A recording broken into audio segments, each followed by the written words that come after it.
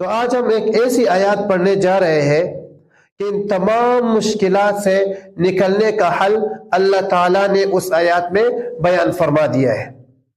اللہ تعالیٰ سورۃ البقرہ کی آیات نمبر 153 میں فرماتے ہیں کہ یا ایھا الذین آمنوا، اے ایمان والو، استعینوا بالصبر والصلاۃ، کہ اللہ تعالیٰ سے صبر اور نماز کے ذریعے مدد طلب کرو۔ ان اللہ مع الصابرین، اللہ تعالیٰ صبر کرنے والوں کے ساتھ ہے۔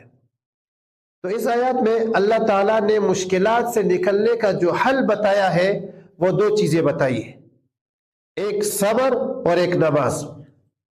صبر کے 3 آسان مطلب ہیں۔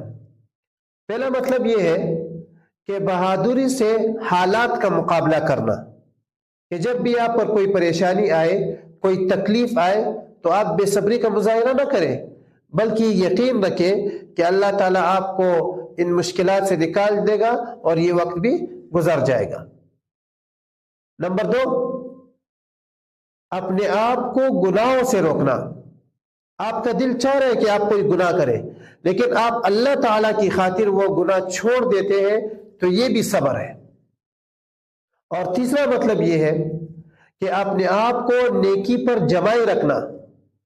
مثلا آپ کو فجر کی نماز پڑھنے میں تکلیف ہوتی ہے، صبح اٹھنے میں مشقت ہوتی ہے، لیکن آپ ہمت کر کے اللہ تعالیٰ کی رضا کی خاطر صبح نماز کے لیے اٹھ جاتے ہیں، تو یہ بھی ایک قسم کا صبر ہے۔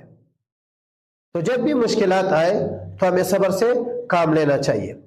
دوسری چیز، اگر ہمیں اللہ تعالیٰ کی مدد چاہیے، ہم نے ان مشکلات سے نکلنا ہے، تو اس کا مؤثر ترین ذریعہ وہ نماز ہے۔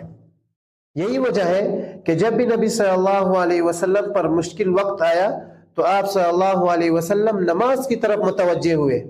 کبھی آپ نے نماز استخارہ پڑھی، کبھی آپ نے صلاۃ حاجت پڑھی، کبھی آپ نے صلاۃ توبہ پڑھی۔ تو یہ سب چیزیں ان مشکلات سے نکلنے کا حل ہے۔ اور آخر میں اللہ تعالیٰ فرماتے ہیں کہ ان اللہ مع الصابرین، کہ میں صبر کرنے والوں کے ساتھ ہوں۔ آج اگر کوئی بہت بڑا آفیسر کسی آدمی کو کہہ دے کہ آپ ٹینشن نہ لیں، میں آپ کے ساتھ ہوں، تو انسان کو تسلی ہو جاتی ہے۔ لیکن جب رب کہہ رہا ہے کہ میں آپ کے ساتھ ہوں، تو ہمیں کیوں تسلی نہیں ہوتی؟ کیوں ہم صبر نہیں کرتے؟